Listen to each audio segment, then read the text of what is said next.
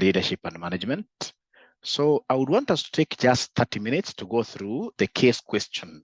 For the many years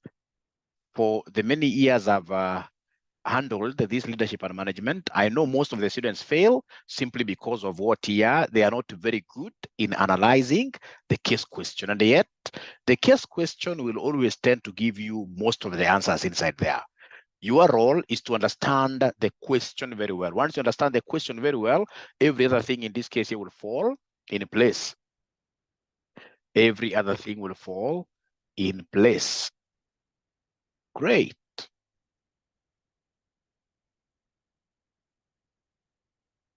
Great.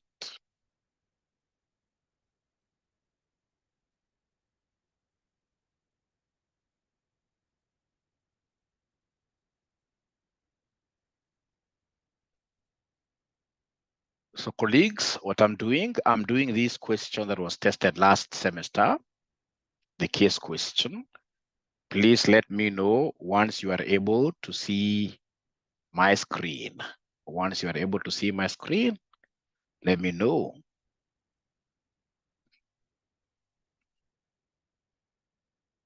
Let me know once you are able to see my screen. Great. So they gave us a very good question, ladies and gentlemen, here. A very good question, ladies and gentlemen, here. So I'm doing Leadership and Management, paper CA31, CPA Advanced Level, August sitting at 2023.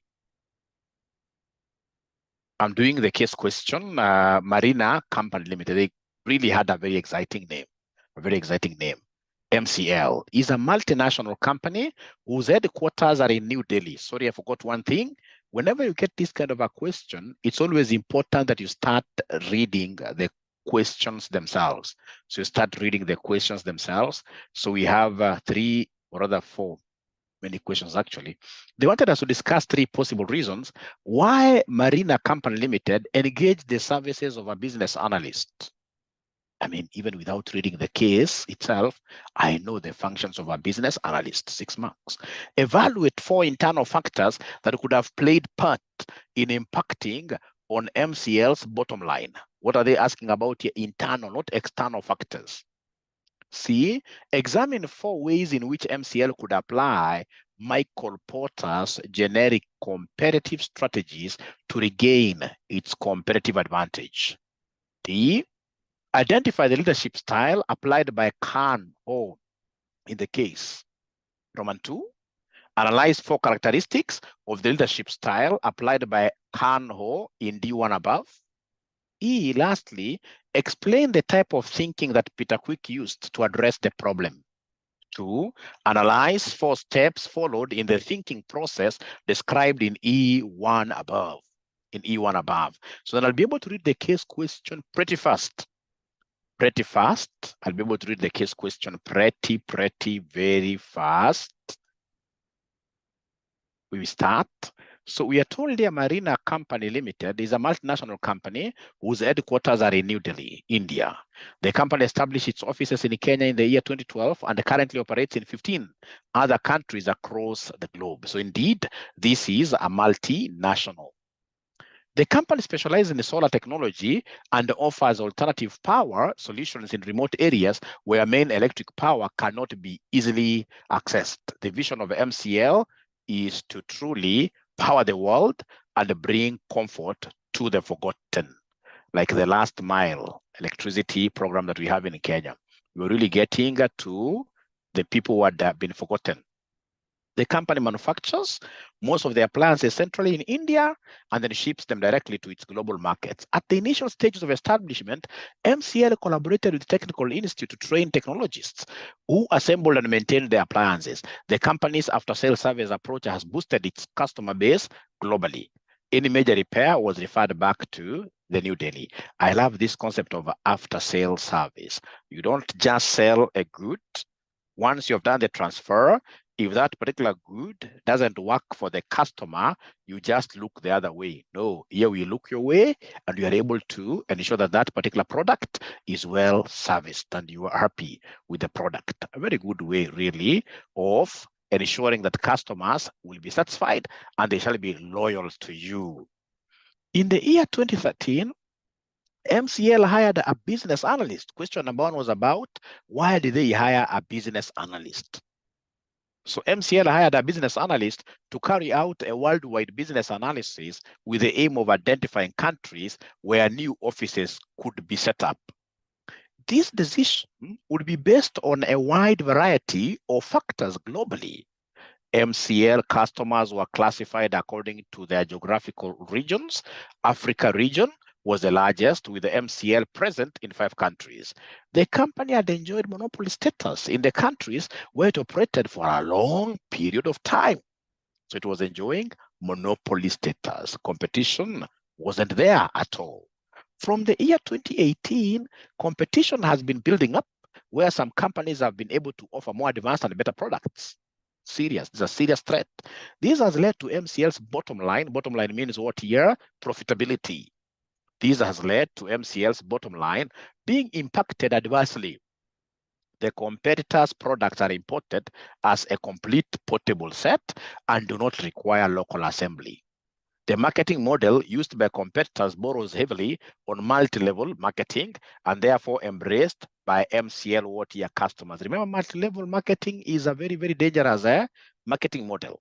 This basically means that whoever you introduce and they are able to buy these electrical appliances, automatically, you who is at the top there, you are able to get some benefit. So basically, you are having, you're grooming so many marketers. You can imagine, for example, as a RCM online college, if we started this concept of multi-level marketing, right? So we'll have, in this case here, Mr. A bring a student, in this case here, called B. B brings C. The one, in this case here, who is at the top there, ladies and gentlemen, will keep on earning every other day from just his referrals. And when his referrals also bring some more people to buy our courses, they also do what? They also benefit. So if you are in an industry and then you realize that one of your competitors has entered into this kind of an arrangement and it happens to work, please, this is a very big threat to you. This is a system that can wipe you out of business 100%. Because I mean, a customer have just come in to consume a course. And here now again, I'm being rewarded for the people that I do what here I bring on board. I mean, I will go and bring everybody, even my grandmother, everybody will be brought to buy from this particular what here, this particular company. All right. So ladies and gentlemen, the marketing model used by competitors borrows heavily on multi-level marketing and therefore embraced by MCL customers. Perception associated with the companies such as MCL, which sell in large quantities, undermines quality selling. The competitors introduced the new modes of selling, including hire purchase and loaning for the appliances. Ladies and gentlemen, I really sympathize with the MCL, because now they're getting themselves in a tricky situation. The competitors in this case here are able to give out their goods. The competitors are able to sell their goods through what here? Through a loan arrangement. So even if you don't have cash from the word go, we will easily give you this thing. You go with it and you pay us on a higher purchase terms. These modes were quickly adopted by the customers. Peter Quick joined MCL in the year 2020 as the head of sales, Africa region. At a time, competition was very stiff and the financial position of the company was very low. Major customers that had remained loyal to MCL were shifting now their loyalty to the other side. By the year 2021, the competition grew exponentially as new entrants joined in with cheaper and more technologically advanced appliances. 𝐂𝐈𝐅𝐀, the Global Operations General Manager, whose office in New Delhi planned for a brainstorming workshop in the year 2022, I mean, for all the regional sales heads to advise on the way forward. The regional sales managers were required to provide scientific responses to the problem, guided by facts and the unique challenges in each of their regions. 𝐂𝐈𝐅𝐀 expected that the workshop would yield remedies to the effects of fierce competition and the way forward would be arrived at. In preparation for the workshop, Peter Quick, the guy who is heading the sales team, and his team carried out an in-depth internal and external analysis of MCL. So basically, they use two models here. They must have used SWOT analysis. SWOT is strengths, weaknesses, opportunities, threats. SWOT analysis is a very good model of assessing the company's capacity, weaknesses, etc., internally, and of course from external forces. And they must have also used the Pestel model, or Michael Porter's 5 forces. Michael Porter's 5 forces.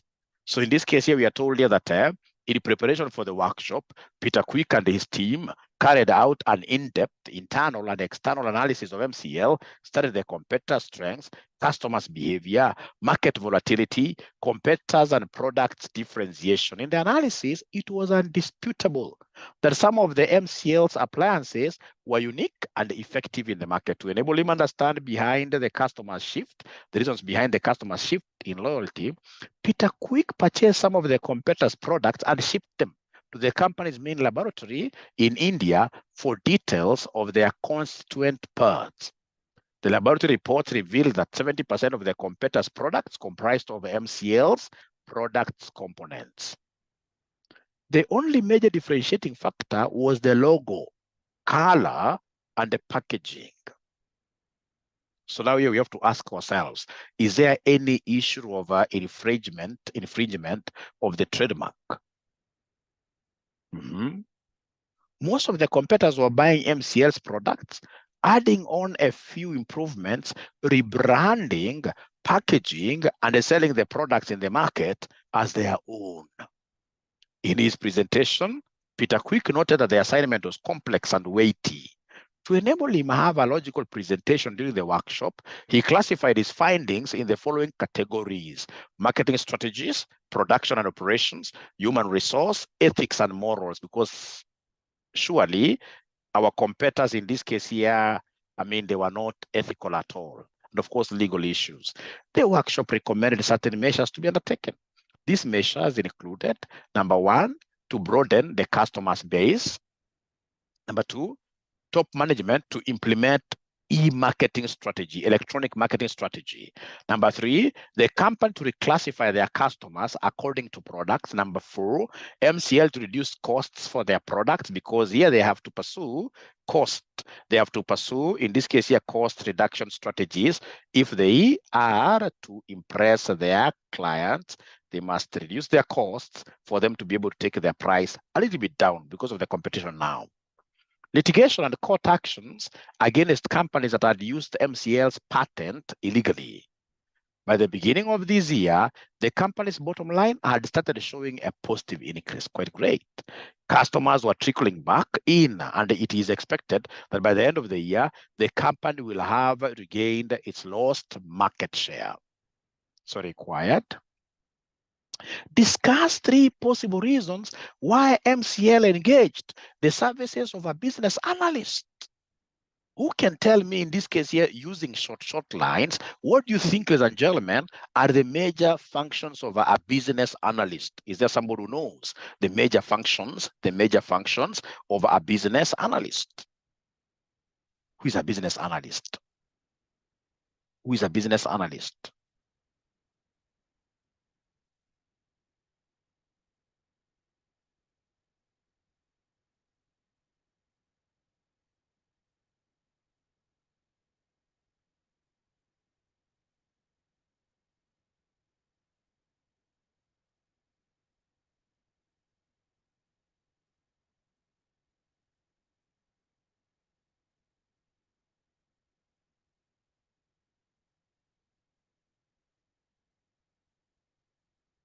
They are not talking to me. They are not talking to me. They are not talking to me. What does a business analyst in this case here do? Why would you want to hire a business analyst? Why would you want to hire a business analyst?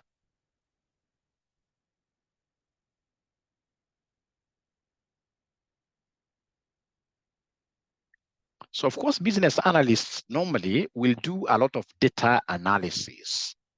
These are the guys, for example, ladies and gentlemen, that we shall be able to send outside there. Now that you're seeing that this company is really growing internationally, these are the guys who will be able to do what we call feasibility study.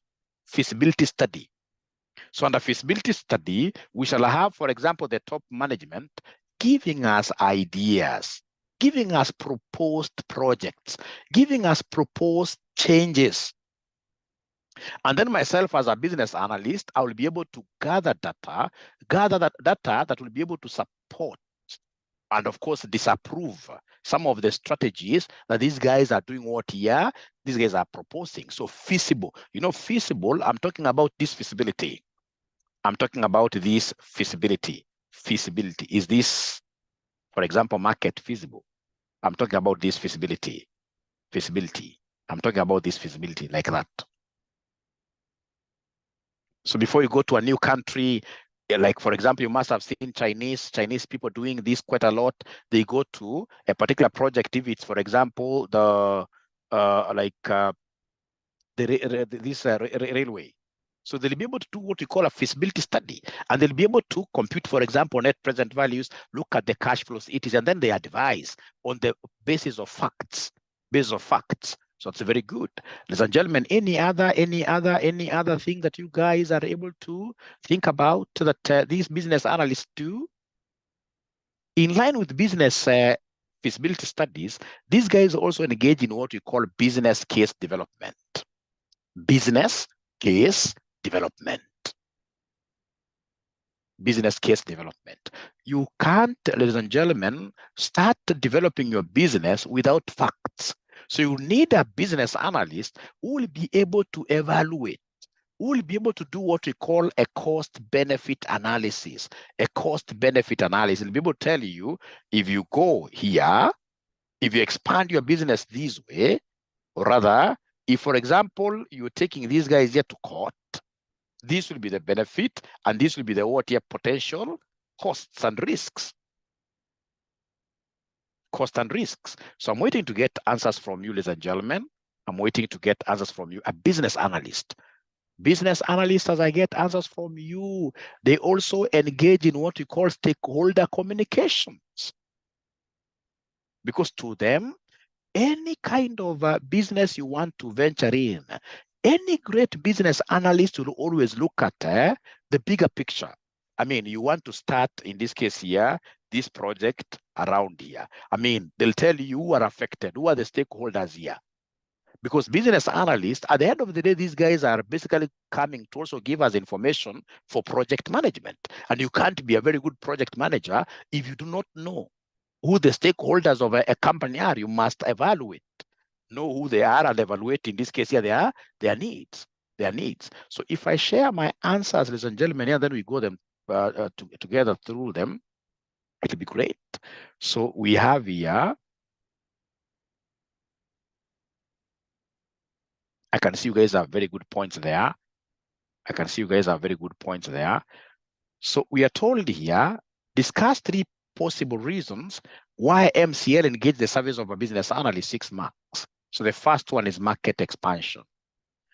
MCL hired a business analyst to assess potential markets for expansion. The company's initial presence in Kenya and its desire to establish offices in other countries required a thorough analysis of market conditions, including demand, competition, and regulatory factors to make informed decisions about where to expand next.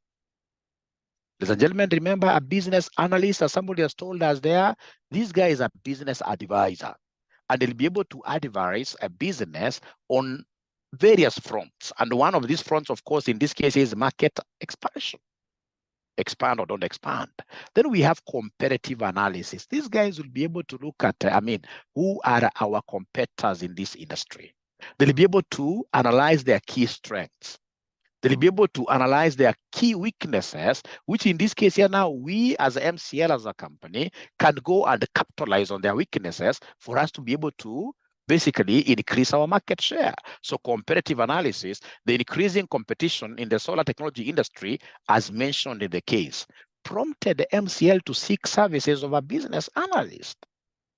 The analyst would have been tasked with evaluating the strategies and offerings of competitors to identify weaknesses and areas where MCL could improve its competitive position. Ladies and gentlemen, we also hire business analysts for us to be able to make decisions, decision making, and we're talking of what we call the strategic decision making.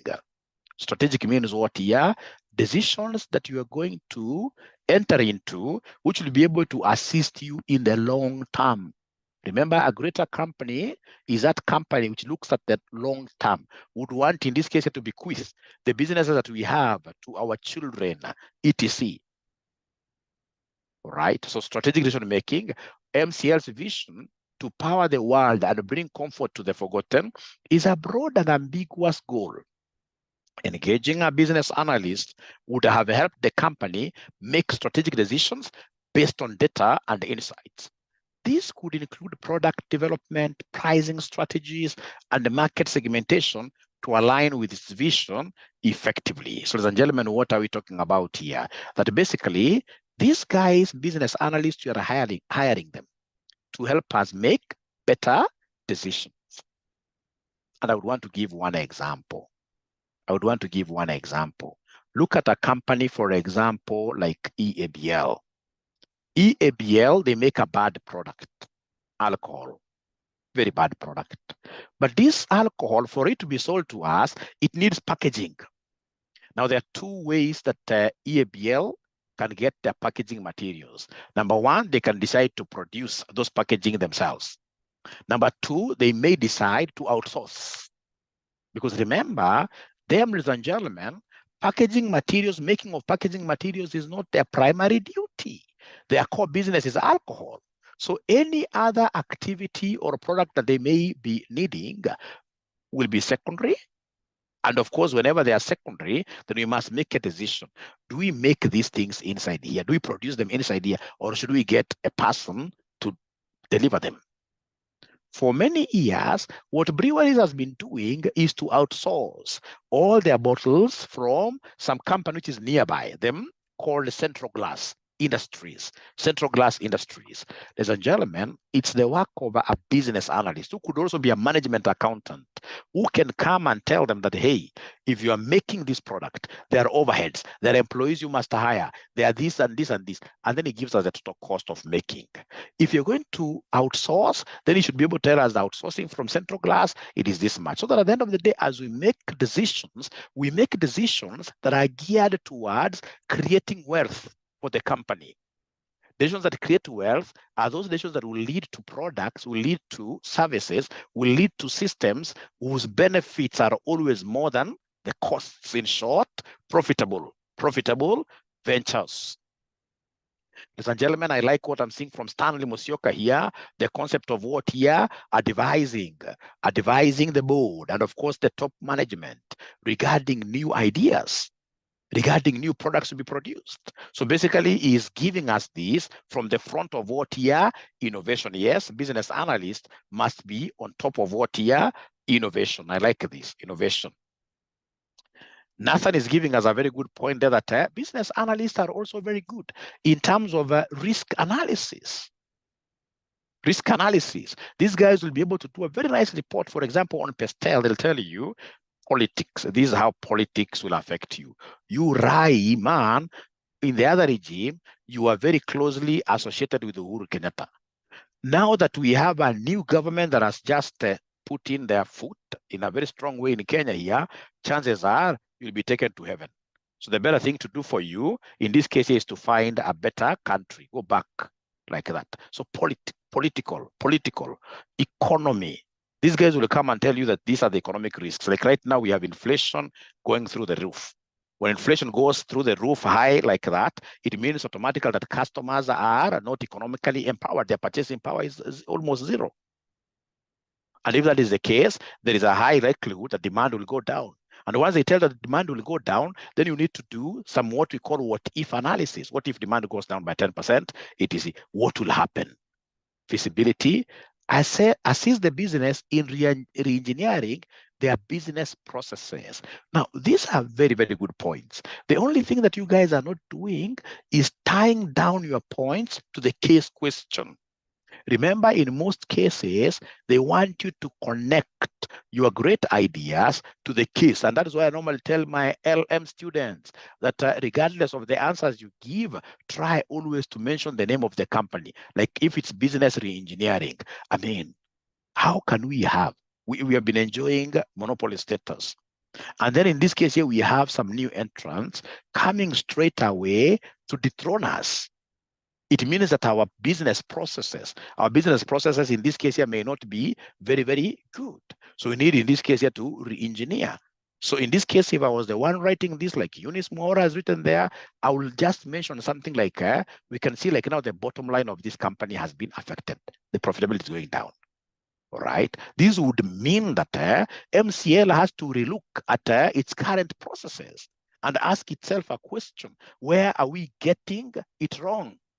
The moment we ask ourselves like that, then we'll be able to demonstrate that we really understand the case. Because most of the students, whenever we mark these papers, most of the students are just doing one-line answers like that. The case question has got 40 marks, and somebody expects to get from that one-line answer, like you can't even get 10. That's why people are really repeating in this paper. That's why people are failing in this paper. So always we shall try to do what here? We shall try always to link our answers to the question, Great. So then we can go to the second part. The second part of this question asked us, ladies and gentlemen, quite a nice question. Evaluate 4 internal factors that could have played a part in impacting MCL's bottom line. Ladies and gentlemen, remember in this case here, they are talking about what here? Internal, coming from inside here. Those bad behaviors that you think in this case here would be engaged in, which are affecting our profitability. Are you guys able to state them? I know many that I can guess. Many. Like laxity of employees. We have employees in this case here who do not believe in, for example, what we call the FIOLs, 14 principles of management. FIOLs, 14 principles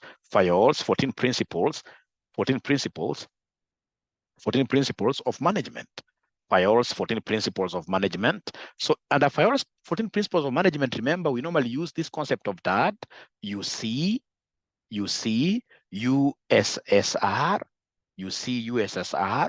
DAD, USSR, OIC.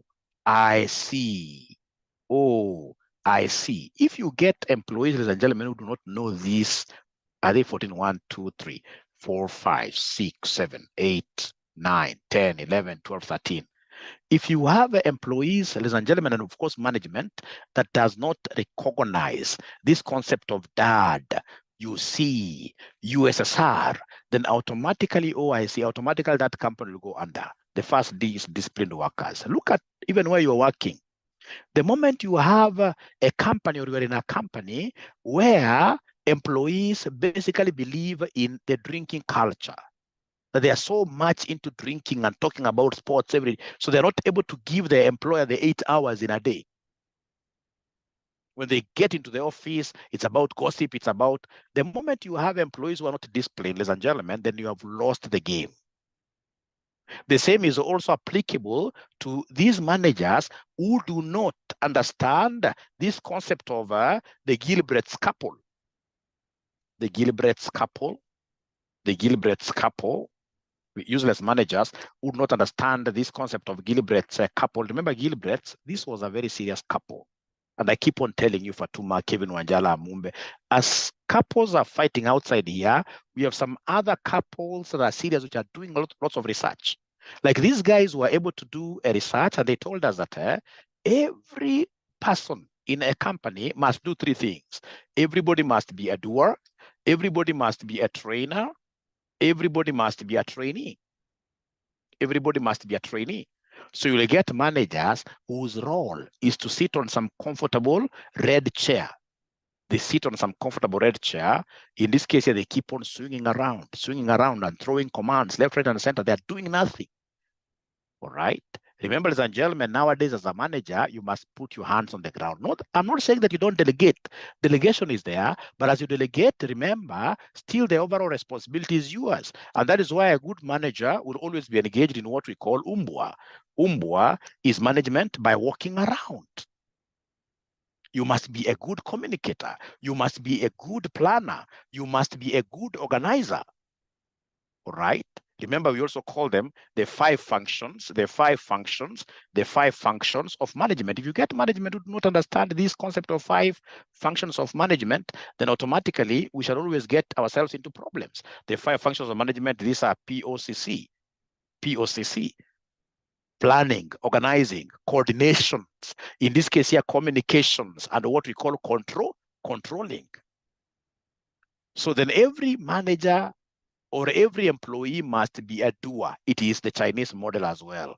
Chinese model, it is the Chinese model, it is the Chinese model. You know, in Chinese model, there is nothing like a boss. Actually, in China or Chinese companies, when you are a boss, you do more than the subordinate. But ourselves, ladies and gentlemen, I think ours is a caste model where you get like, we have so many bosses up there who are doing nothing. They'll come and they're given 3 newspapers, hang their coats outside there just waiting to sign checks like that. It's so sad. And we're saying that we would want to be a developed what here? Country. So many things must have gone wrong. For these companies, ladies and gentlemen, here to have their bottom line going down, there must have been an issue with, for example, employees who are not going for trainings. All right. Remember, as per the Gliebres couple, every employee must be a trainee. You must be trained. You must be trained. In this case here, remember, we have production systems here. These guys were not investing in their employees because their employees would have easily, if they were really up to date in terms of technological development, they would have done what here? They would have known, like, what are the market trends? Doer, Festus is not like an acronym. A doer is a performer. It's an English word. So up to there, first of all, are we together really? I don't think we are together. Are we together? It's like I'm losing you guys. Are we together? Are you trying to follow before I share my answer? Are you trying to follow in some way?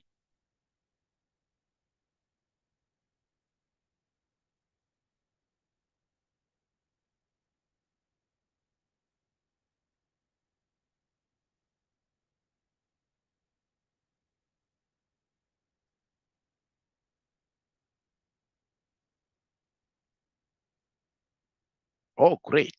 So, ladies and gentlemen, like, for example, this thing of local assembly, production systems like we see ourselves, we are a major company in Nairobi here, and we're importing things from India, and then we come to assemble them here. So it means that we must be having a huge assembly line. Some of these productions that happen locally here, because of backwardness in terms of systems, because of backwardness in terms of even, for example, the quality of employees. Let me ask you guys a question, honestly speaking, and please don't be emotional. Let's not work with emotions here. When you rate, especially for those of you who have ever been to Europe, to Dubai, and for example, of course, you're an African here, when you rate our workers vis-a-vis those European workers, who do you think is more hardworking?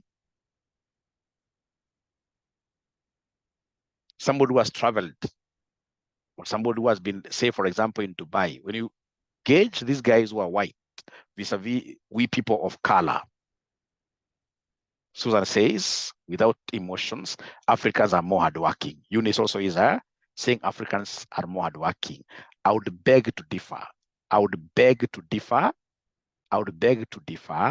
Ladies and gentlemen, Africans, we are only cheap. We provide cheap labor. There is a statistic that I gave you the other day. I told you, like in Kenya here, about 80% of we Kenyans go to our workplaces every morning with an intention of stealing. And the asset being stolen in most cases is time. Mzungu, as Valerie is telling us there, like an Indian, ladies and gentlemen, these guys are are normally good planners. They may not be able to put in a lot of energy like we do, but brains into whatever they do, they're very good. You can't get any white person, ladies and gentlemen, who does not know how to use a calendar. But here, you'll get CPAs who do not plan their day. All right. Anyway, at the end of the day, and this explains why, ladies and gentlemen, for example, you'll get sugar that is being produced in Mumia's sugar company here being expensive than sugar coming from Egypt. The transportation cost notwithstanding. All right. It's because of what here? The inefficiencies around here. And that is why you can see everybody is doing what here, ladies and gentlemen. All the competitors are having everything of theirs assembled outside there. They're bringing finished product. They're bringing finished products locally here. They're bringing finished products locally. I'm not saying that we are bad, but right now that we're becoming at the center stage of a global economy, we are becoming an economic hub, Kenya. It's high time we need to rethink. If we are to be given like a very good position in terms of workforce, we have to rethink. We must be able to put our best foot forward at our workplaces. I've worked Chinese kama niko barabara akianza kuchonga ile machuma, utaona akishika sigara yake hapa, utaona akiamka kupiga story. No, those guys are so good at whatever they do. Ladies and gentlemen, please allow me to read this very, very well. And of course, we know that in Africa, we also have a problem with what here? Ethics. We have a problem with ethics. So if I share this very fast, I hope we shall be able to get time to finish this. So we are told here, evaluate 4 internal factors that could have played a part in impacting MCL's bottom line. Number 1 is production and operations. There is a need for local assembly of appliances as opposed to competitors who offered complete portable sets, added operational complexity and the cost to MCL. So in this case here, this thing over the need for local assembly. The need for local assembly added operational complexity and the cost to our company. You do every production outside there, then you come to assembly here. Why don't you just finish everything? This could have reduced cost effectiveness and impacted the bottom line. Marketing strategies. MCL's traditional marketing model may not have adapted to changing customer preferences. Competitors' use of multi-level marketing and the innovative sales models like hire purchase and loaning likely attracted more customers away from MCL. Human resources, the skill level and efficiency of the workforce, particularly in the assembly and the maintenance of appliances, could impact production costs and overall product quality. Employee morale and training also play a role in productivity and customer service. Ethics and morals, the case mentioned that some competitors were using MCL's products components without authorization. This could have ethical implications and the potential legal consequences, which might affect MCL's reputation and what here finances. Ladies and gentlemen, of course, as we plan even to go to court, we know at the end of the day that we will be using money to pay the lawyers. And this immorality and ethical behavior could also be contributed by our own staff. It could be our own staff who are going out there to give our competitors information to give you. So these guys are internal here. Now, because of time, please allow me to go to part C. Examine 4 ways in which MCL could apply Michael Porter's generic comparative strategies to regain its comparative advantage. Remember Michael Porter. Is there anybody who has ever heard of Michael Porter? Michael Porter, these are great gentlemen. Great gentlemen. So Michael Porter, you may forget about Michael Porter's every other thing, but always remember that this is the person who told us that for you to succeed, you must be a cost leader. You must be a cost leader. You must be a cost leader. That's number 1. You must be a cost leader. And for you to succeed, you must differentiate your products. Differentiate your products. Before you talk about any other thing, those 2 things are very, very important. They are very important. So like if it's RCM online college, As the leader, currently I'm the leader of RCM Online College, and I suppose I'll still be there for some time, like say 10 years before I take my retirement. I must always ask myself, how will I make RCM different from other colleges? So like now I know that there are no colleges which have this LMS, learning management system. So then I go and look at what other colleges abroad they are doing. I discover LMS is a strong thing. So then how do we do it? We have a learning management system where once you enter inside, you're able to get notes, you're able to get videos. Now, ladies and gentlemen, for the students who are using our LMS, are you getting some value out of it? Are you getting some value out of it? Are you getting some value out of it? This LMS, you can see, yes. Yes, I'm so sure the moment now, so much value. The moment now you have been with us, in this case here, you have tested the LMS, there is no way anybody will be able to get you out of a RCM. Even if they try sponsoring some whatever surveys, they can't get you out of RCM. Because with the LMS, you are able even to read ahead of the teacher. When you miss a class, you are able to, of course, we are not yet perfect. We haven't reached that position like there is a course that I'm doing, where those guys, for example, after just the class is over, like this class, the video goes to the LMS, in this case, automatically. There's nothing like following people to, everything is automated. That's where I would want to be. All right. Then the other thing that we have also discovered is that there are students who are in the remote areas who would want downloadable videos that they'll be able to download and subsequently watch without internet. Without internet.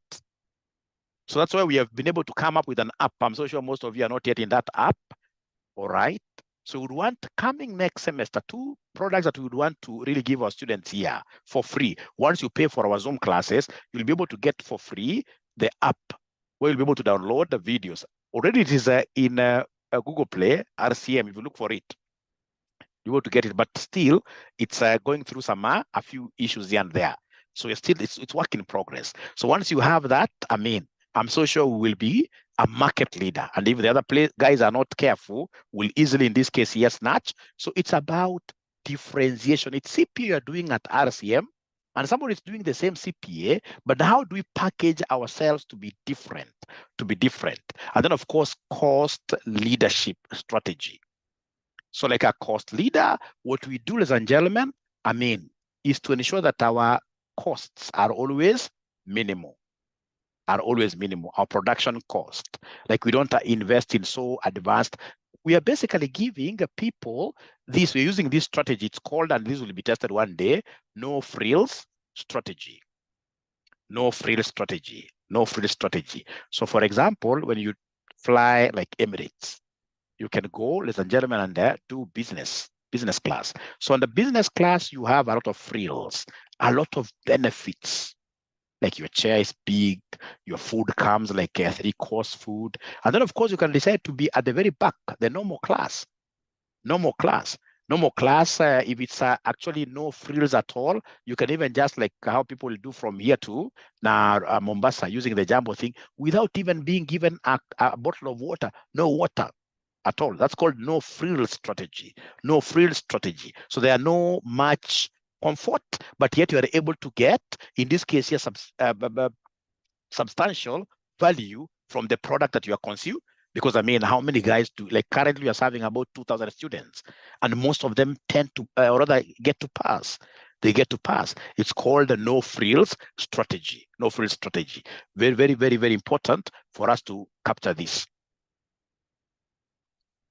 So like under this concept of no frills strategy, it's wrong for you to have a lot of senior managers. We are duplicating roles. We have a senior manager, for example, ladies and gentlemen, who is the head of sales in Delhi. Another guy is the head of sales in Kenya. Why can't we have the guy who is in charge of sales in Delhi doing this e-marketing? And they should be able to, I mean, right now with this exposure of Teams, with this exposure of Zoom, why should we have a head of sales in Africa? Then we have a head of sales, for example, globally. All right. This is adding costs. To who? To the whole project. We are adding cost to the whole project. We are adding cost to the whole project.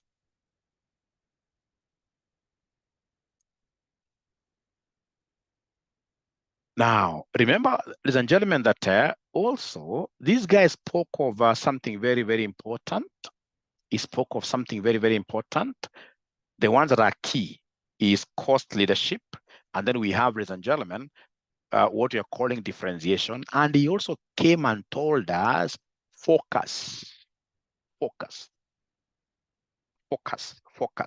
This thing of really trying to diversify.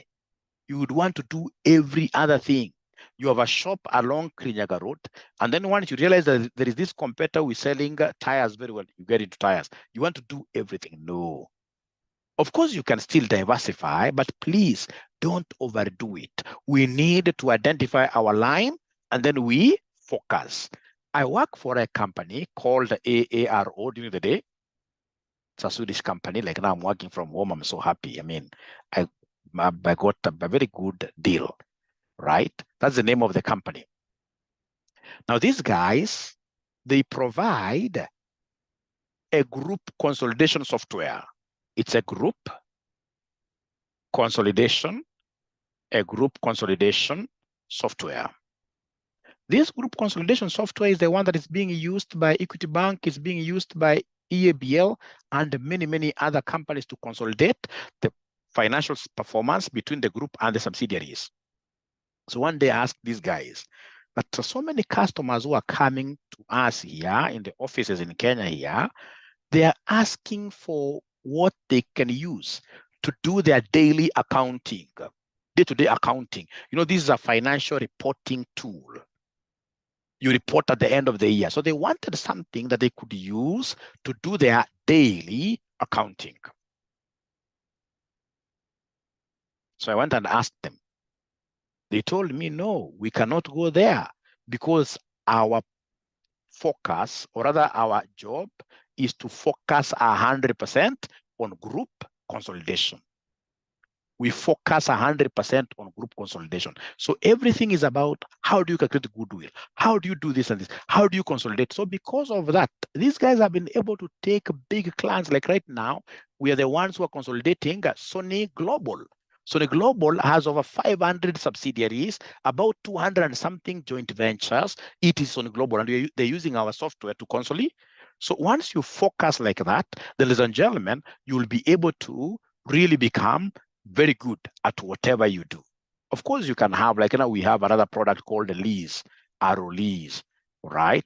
This, of course, in this case is what we call the branches, but the main stem, I mean, is 100% focus on group consolidation, group reporting. So focus. So, ladies and gentlemen, when we talk of Michael Porter, the Michael Porter strategies in terms of the bottom line, number one, you must always remember the concept of cost leadership. If you are a cost leader in your industry, automatically your profits will be up there. Remember that to get profits, how do we get profits here?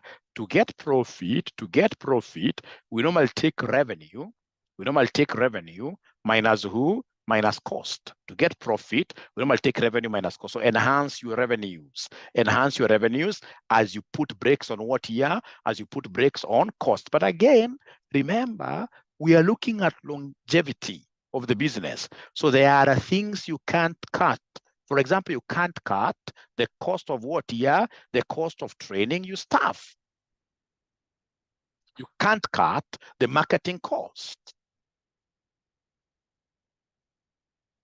All right, ladies and gentlemen, I think I've really gone overboard in terms of talking. I would want to call this thing to an end because we need to relax a little bit before 2 p.m.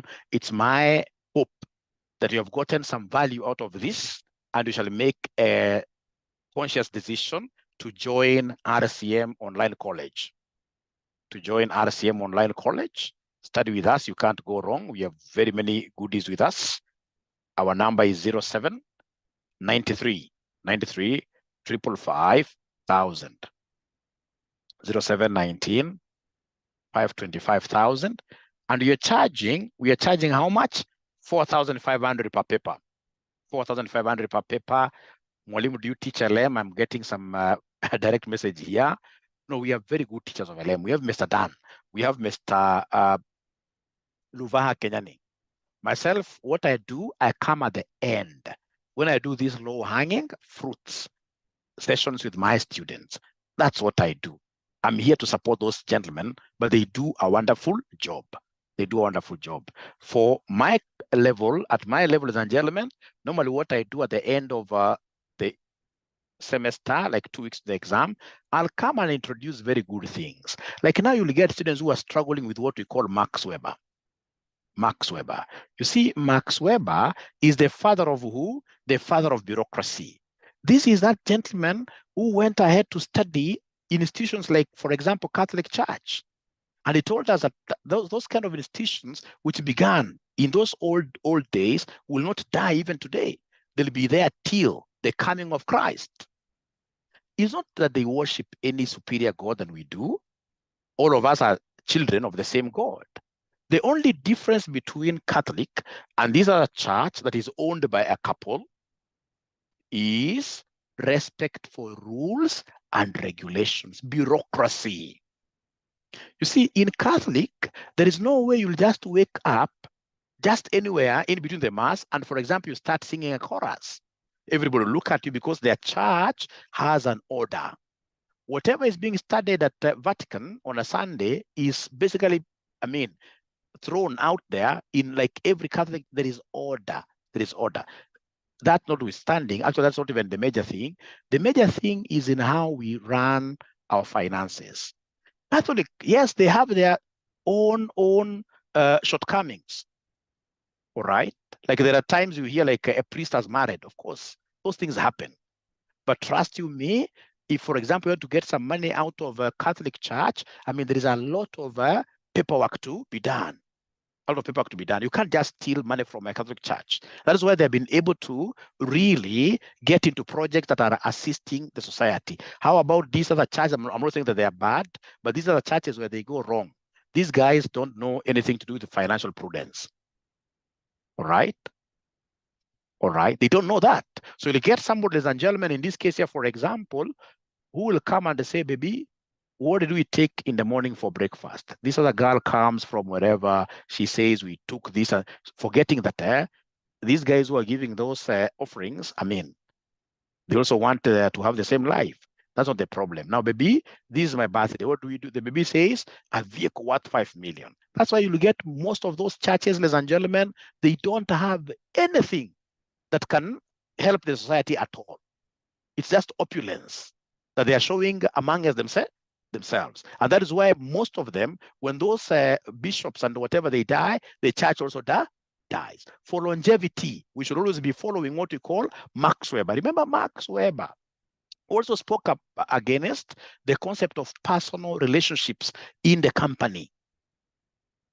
He said, if you would want this company to go very, very far away, let's all of us respect the rules. Assuming today I become a president, and then I appoint Andrew Nyundo.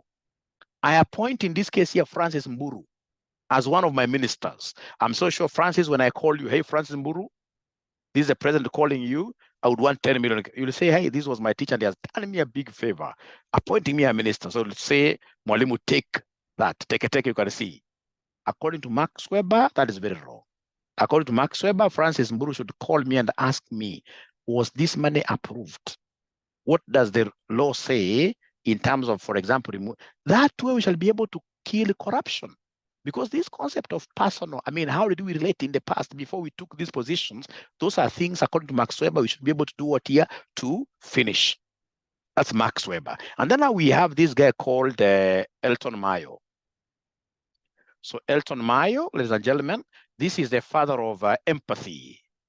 He's the father of empathy. So Elton Mayo went and told us, did very good experiments in America, General Electric, in this case, a company called Houghton. It's General Electric company, Houghton's experiment. Houghton is a town. Houghton's experiment. He took some ladies, put them in this case here in some room. They were doing, I know you guys, young guys, you pronounce this name badly.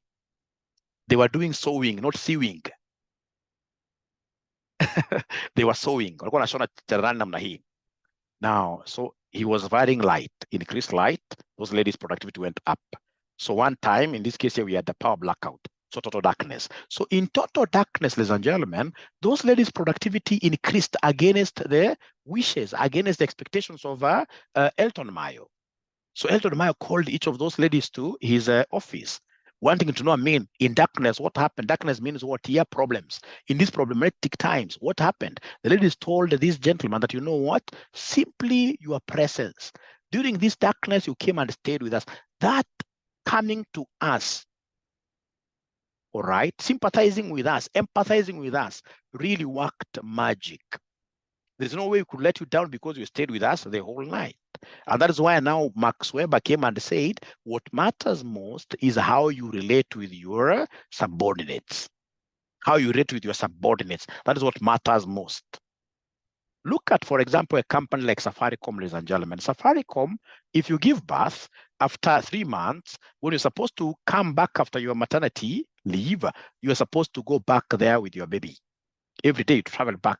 Every day you go there with your baby. They put up a whole floor where in this case, they're able to look at those babies. And the very good people up there who are able to look at those babies when they grow a little bit more, they even take them to some kind of kindergarten, etc. So they get a lady, even if they're not being paid very well, even if, for example, they're getting something like 150,000, those ladies here will tell you, so long as I'm productive, so long as I'm getting children, I will work for Safaricom.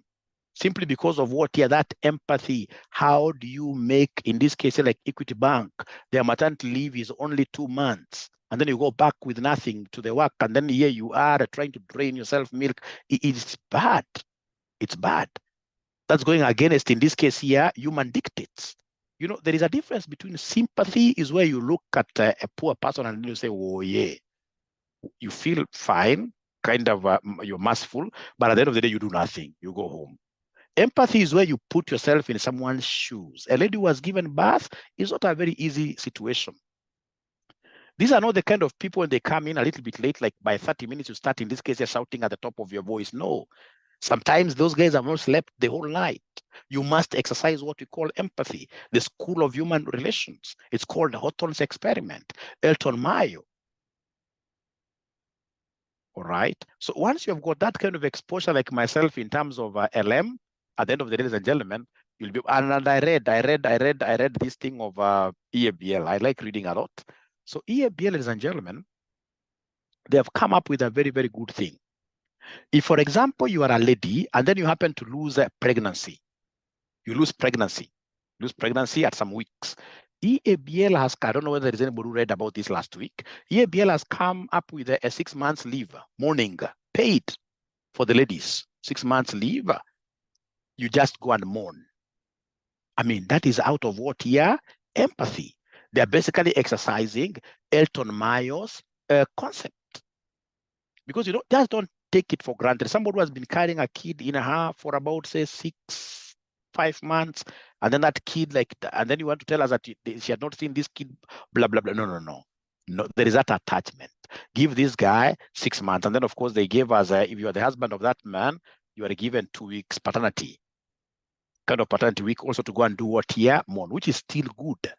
It's not enough. We were complaining at my office. It's not enough, but this is much better. It's something It's something Great. So, ladies and gentlemen, it has been quite a pleasure hosting you around here. And I always take it, with pride that I'm given a chance to mentor you people. I'm so sure in the next 2-3 years, the kind of managers that I'm producing here, you guys will have a very big impact out there 2-3 years from today. Thank you very much. And amen to that. Bye.